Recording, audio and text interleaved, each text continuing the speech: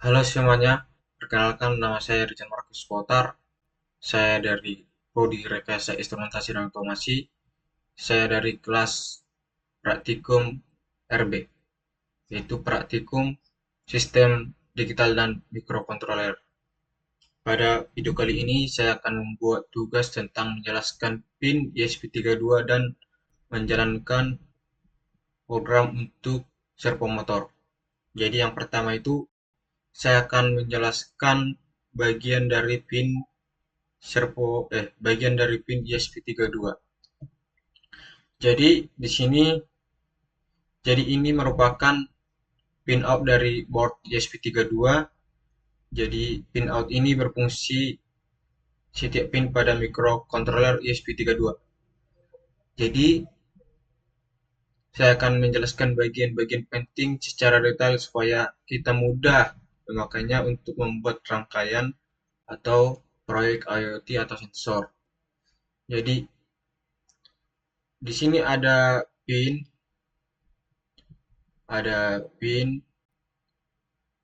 gendi, ada output tegangan. Jadi PIN itu merupakan input tegangan untuk board, biasanya 5 5 volt dari reaktor atau Arduino. Jika memakai USB, biasanya pinnya tidak perlu digunakan. Kemudian ada di sini 3,3 volt, yaitu dari regulator ESP32. Kemudian ada gendi yang merupakan referensi 0 volt. Semua rangkaian di sini harus dihubungkan ke gendi agar bisa sistemnya bekerja. Kemudian saya akan menjelaskan GPO, GPIO, yaitu General Purpose Input Output, yang merupakan pin serbaguna yang bisa digunakan sebagai input atau output digital. Jadi contoh dari GPO pada ESP32 ini mulai dari sinilah. Di sini ada, di sini juga ada. Ada mulai dari GPO 2, 4, 5, 12, 13, 14, dan seterusnya. Jadi fungsi utama dari GPU ini merupakan digunakan untuk membaca sensor, menyalakan LED, mengontrol relay, dan menggerakkan servo, dan juga bisa komunikasi dengan modul lain. Kemudian di sini ada pin ADC atau analog to digital converter.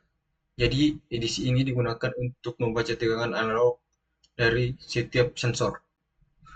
Contoh dari sensor analog adalah misalnya LDR, sensor gas, dan potensiometer. Jadi untuk pin di edisi 3 ESP32 ini ada dari edisi 1, yaitu ada itu GPU 32, 33, 34, 35, 36, dan 39. Jadi ada edisi 2 mulai dari GPU 0, 2, 4, 12, 13, 14, 15, 25, 26, 27. Sebenarnya sih edisi 1 itu lebih stabil. Kalau edisi 2 tidak bisa dipakai saat WiFi aktif. Kemudian ada DAC, yaitu Digital Analog Converter, digunakan untuk menghasilkan tegangan analog dari sinyal digital. Pin dari DAC ini ada GPIO 25 dan 26. Jadi misalnya penggunanya itu untuk membuat sinyal audio dan kontrol analog. Kemudian ada pin PWM. Jadi untuk pin PWM ini digunakan untuk menghasilkan sinyal pulsa. Pulsanya ini untuk apa ya? Servo motor. Kemudian mengatur kecerahan LED, mengontrol kecepatan motor. Hampir semua sih GPU bisa digunakan. Kemudian ada pin SPI. Jadi untuk pin SPI ini adalah komunikasi kecepatan tinggi untuk perangkat lain. Misalnya digunakan untuk SD card, display OLED, sensor cepat.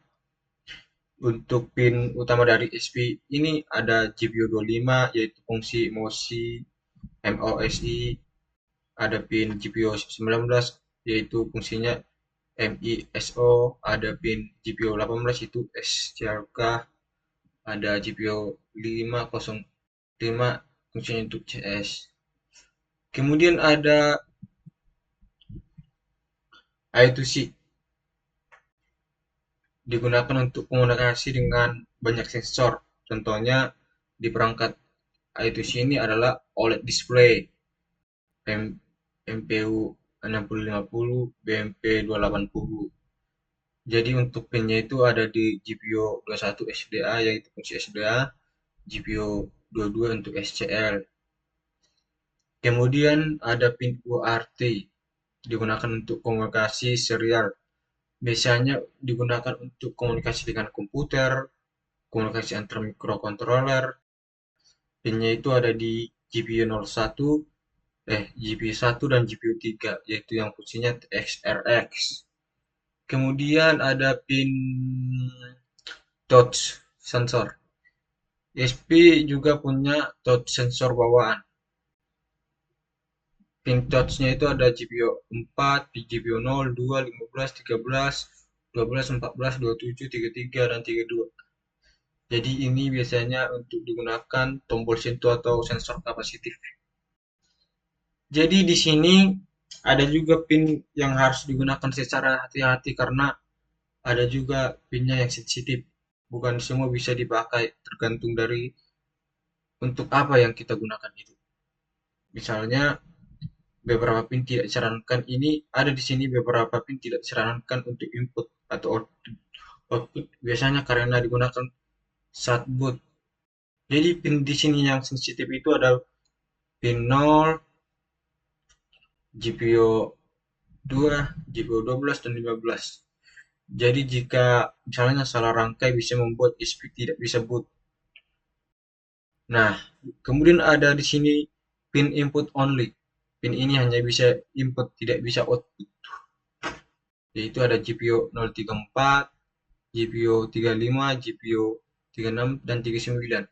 Jadi ini biasanya dipakai untuk sensor. Jadi untuk kesimpulannya, Word ESP32 ini memiliki banyak fitur dalam microcontroller. Ada Wi-Fi plus Bluetooth, 30 plus GPIO, ADC analog, DAC, PWM, SPI, I2C, UART, touch sensor. Jadi untuk itu inilah penjelasan saya mengenai pin.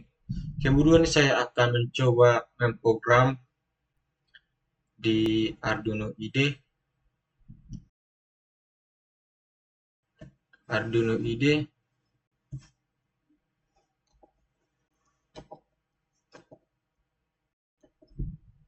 Jadi saya di sini akan menggunakan Arduino Uno.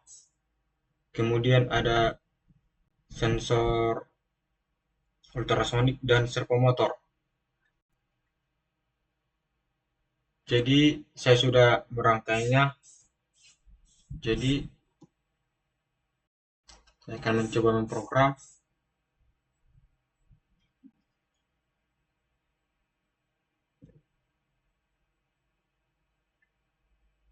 Kita run. Jadi untuk cara kerjanya itu Arduino menghitung jarak dari objek. Kemudian jika jarak lebih kecil dari 20 cm, servo bergerak 90 derajat. Kemudian jika jarak lebih besar dari 20 cm, servo akan kembali ke nol. Nah, nah, jadi untuk itu beginilah cara kerjanya teman-teman. Untuk dari semua penjelasan mengenai PIN dan cara kerja dari program ini, semoga bermanfaat bagi teman-teman semua. Sekian dari video saya. Jika banyak kesalahan mohon dimaklumi.